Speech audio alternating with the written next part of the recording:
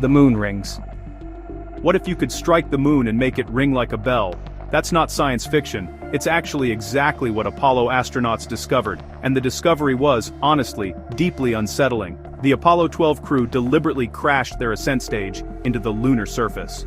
The resulting moonquake, which was monitored by seismometers placed on the surface, really shocked everyone.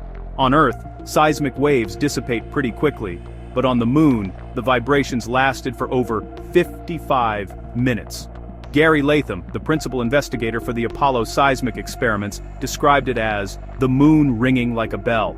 The reason is that the moon's interior is bone-dry and fractured, allowing seismic waves to travel with almost no dampening. A single impact can set the entire celestial body vibrating for an astonishingly long time. This revealed a world far different from our own, one that's geologically rigid and resonant.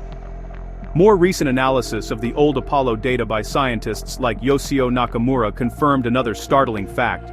The moon has a solid inner core, much like Earth. This finding supports the theory that the moon was born from a violent collision with a Mars-sized object in Earth. This raises a pretty profound question. If the moon is our planet's broken twin, born in cosmic violence, what other secrets are locked inside its strangely resonant interior?